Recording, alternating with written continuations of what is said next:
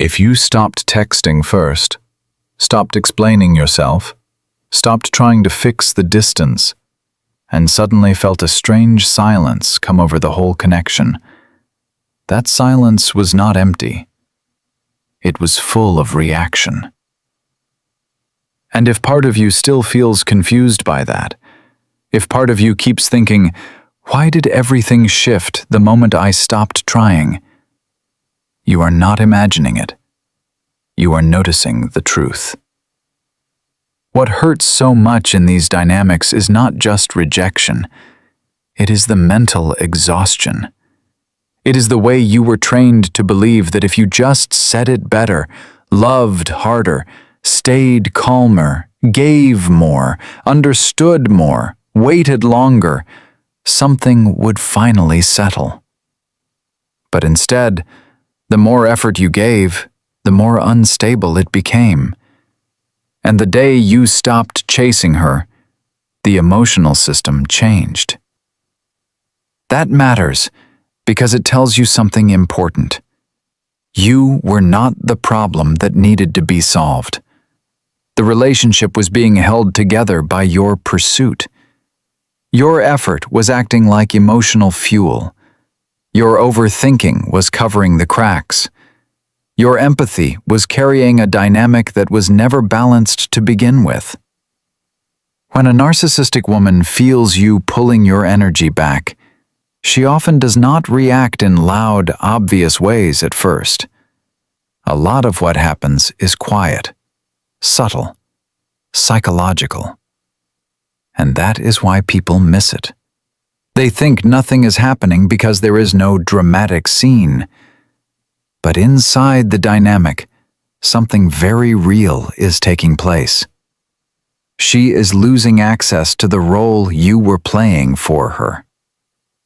That role was not love in the healthy sense. It was regulation, attention, reassurance, control, confirmation. You were helping stabilize her internal world without even realizing it. So when you stop chasing, she is forced to confront something she has spent a long time avoiding. The fact that her power over you is no longer automatic. The first silent thing she does is notice immediately, even if she pretends she does not. People who rely on emotional control are highly sensitive to shifts in attention. She may have seemed distracted, distant, even careless when you were available, but that does not mean she was unaware. In many cases, she was tracking your energy very closely. She knew when you were more eager. She knew when you were hurt. She knew when you were trying to reconnect. So when that effort stops, she feels it fast. This is important because many people assume if she really noticed me, she would have acted like she cared.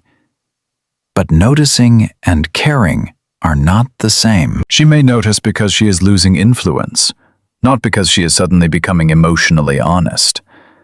And that difference can save you a lot of pain.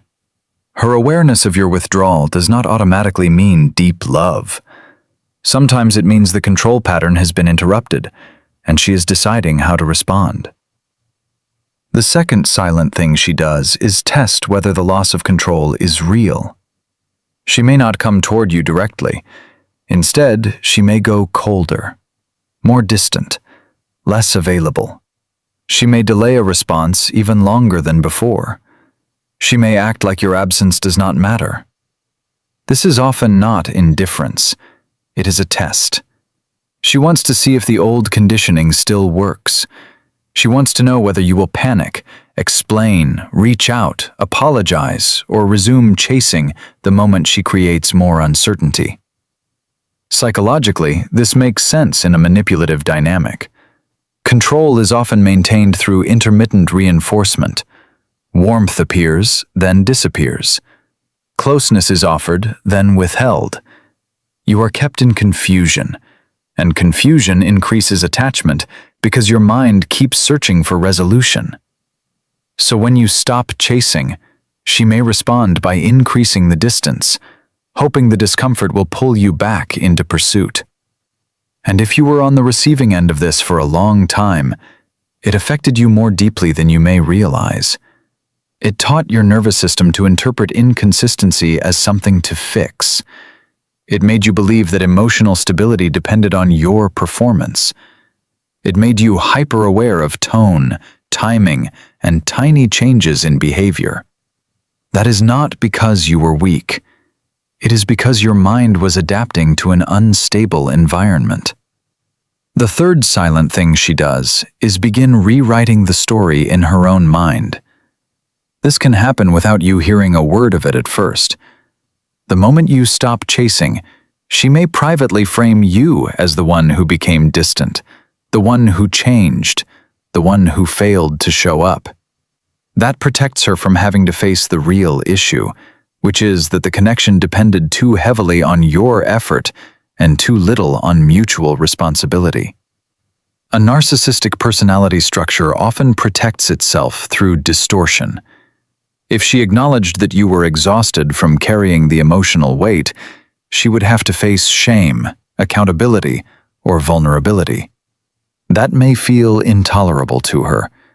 So instead, she may unconsciously shift the story. Now you are cold. Now you are selfish. Now you are not who she thought you were. This does not mean the story is true. It means the ego is trying to preserve itself. This part hurts because it can make you question everything. You may think, maybe I did abandon her. Maybe I really am too much or not enough. But stepping back from manipulation is not cruelty. Refusing to keep proving your worth is not abandonment. Ending the cycle of overfunctioning is not failure. It is the beginning of clarity.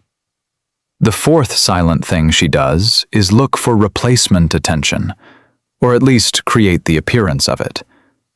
Sometimes this happens quickly. Sometimes it was already being prepared before you stepped back. She may become more active socially, suddenly more visible online, more flirtatious, more polished, more publicly unbothered. She may not directly tell you she has moved on, but she may make sure the possibility reaches you. Why does this happen? Because admiration, attention, and emotional reactions can function like supply. If one source becomes less available, another source may be activated to restore a sense of worth or control. It is not always about genuine connection. Often it is about avoiding inner emptiness and proving, especially to herself, that she is still desired and still in command of the emotional field around her. For you, this can be deeply destabilizing. You may feel replaced, erased, or reduced to something disposable. But what you are usually seeing is not healthy ease. It is compensation. It is an attempt to outrun discomfort. People who are truly secure do not need to perform detachment the moment someone stops over-investing in them. That urgency tells a story of its own. The fifth silent thing she does is watch. Even if she withdraws, even if she appears proud or unreachable, it does not always mean she has emotionally let go. In many cases, she watches from a distance. She checks whether you are reacting. She looks for signs that you miss her, that you are breaking, that you are available to re-engage. This might happen through social media, mutual contacts, vague messages, or quiet reappearances that seem casual, but are not casual at all. This matters because many people misread that silence as closure. But silence in a narcissistic dynamic is often strategic. It can be a waiting period, a space where she measures whether your boundary is real. If she senses that you are still emotionally hooked, even without direct contact, she may feel reassured that the bond is still active on her terms. And this is where many people get pulled back in. Not because they are foolish, but because the contact is usually subtle. A like, a short message, a memory. A question that sounds innocent. Something just enough to reopen the loop without ever addressing the original harm. If you do not understand the pattern, you can mistake access for care. But someone re-entering your space is not the same as someone taking responsibility. The sixth silent thing she does is act as if she is the calm one now. This can be one of the most psychologically confusing shifts. When you were chasing, you were probably framed as too emotional, too intense, too reactive. But when you step back, she may suddenly appear centered, composed, even mature. She may act like she has accepted everything peacefully, while you are left carrying the emotional aftermath. This is often part of image management. If she can look unshaken, then your pain becomes easier to dismiss. It also helps her avoid facing the instability underneath. But external calm and inner honesty are not the same thing. Some people look calm because they are regulated. Others look calm because they have disconnected from empathy, avoided accountability, or shifted quickly into self-protection. The effect on you is subtle but powerful. You may start thinking, maybe she handled this better than I did. Maybe I was the unstable one. But healing rarely looks polished in the beginning. Real healing can look like confusion, grief, fatigue, anger, and deep reflection. Performing indifference is easy. Processing truth is harder. So do not judge your recovery by how composed someone else appears. The seventh silent thing she does is feel the injury of not being chased, even if she never admits it. That injury may show up as irritation, contempt, sudden outreach, passive-aggressive comments, or a renewed attempt to pull you back into the old role. Because at the deepest level, what changed was not just contact. What changed was the emotional arrangement. You stopped organizing yourself around her reactions. You stopped auditioning for basic reciprocity. You stopped giving your energy away to earn moments of peace. That kind of shift can feel threatening to someone who built the dynamic around imbalance. Not because you harmed her, but because you interrupted the pattern. And when people lose access to a familiar source of control, they often reveal who they really are. Not always through shouting, sometimes through coldness, through rewriting, through image management, through quiet attempts to re-hook you. This is why the day you stop chasing is so revealing.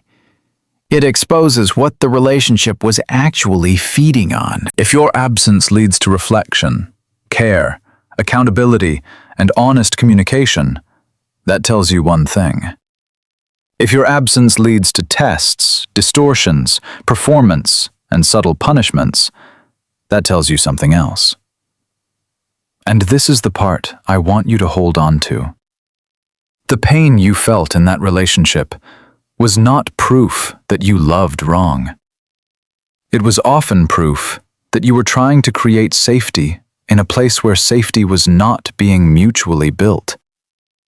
You were not difficult for wanting consistency.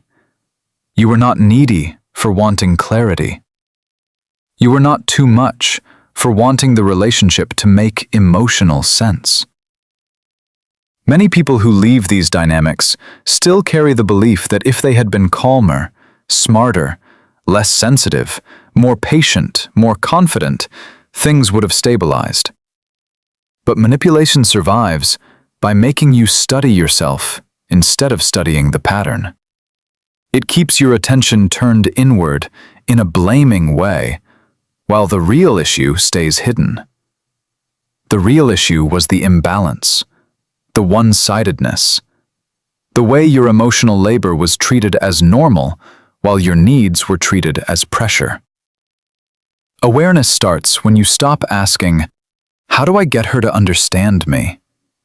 and begin asking, "Why was I doing all the understanding?" It starts when you notice how often you are managing both your feelings and hers. It starts when you realize that peace kept requiring you to betray yourself a little more each time. That awareness does not mean bitterness. It means accuracy. And accuracy is healing. Because once you see the pattern clearly, you stop personalizing every cold shift, every mixed signal, every withdrawal, every vague return. You stop turning someone else's dysfunction into a verdict on your worth. Then, boundaries begin to make sense. Not as punishment, not as a game, not as a way to win, but as a form of truth. A boundary says, "I am no longer available for a dynamic that survives on my confusion." A boundary says, "I do not need to chase clarity from someone committed to keeping me uncertain." A boundary says, "My peace is not negotiable." Calm detachment is part of this too. And calm detachment does not mean you feel nothing. It means you stop giving every emotional reaction the power to become action. You may still miss her. You may still replay conversations. You may still feel the pull to explain yourself one more time. But healing begins when you no longer obey every impulse created by the bond. You let the feeling pass without handing it your future. That is self-respect in practice. Not loud, not dramatic, just steady. You stop volunteering for roles that reduce you. You stop proving what should have been visible. You stop trying to earn humane treatment from someone who only values what they can control. And over time, something very quiet but very powerful happens. The fog begins to lift. You start sleeping a little better. Your thoughts become less obsessive. The constant urge to decode her softens. You begin to trust your own perception again. You remember what it feels like to live without waiting for someone's mood to define the day. That is the beginning of peace. Not because the past suddenly makes sense in a satisfying way, but because you no longer need it to.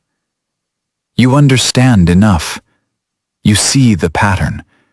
You see your part, not as guilt, but as something to protect with more wisdom now. You gave too much where reciprocity was too weak. You ignored too much because hope was stronger than evidence. And now, you do not have to do that anymore. So if you stopped chasing her and everything in the dynamic shifted, let that teach you what words never fully explained. Let it show you how much of the connection depended on your pursuit. Let it remind you that your exhaustion was information. Let it confirm that your confusion had a cause. You were not crazy. You were responding to contradiction.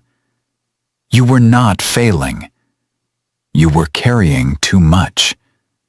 And you do not have to keep carrying it.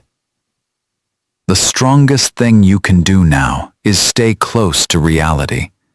Not the fantasy of who she could be. Not the version of the story that blames you for everything. Reality. The dynamic was hurting you. Your chasing was feeding it. Your withdrawal revealed it. And your healing will come from honoring what that truth exposed. peace does return. Slowly, then more fully. Your mind clears, your body settles. Your self-respect comes back in pieces and then all at once. One day you realize you are no longer waiting to be chosen by someone who only felt powerful when you were chasing. You have already chosen yourself. And that is where the real freedom begins.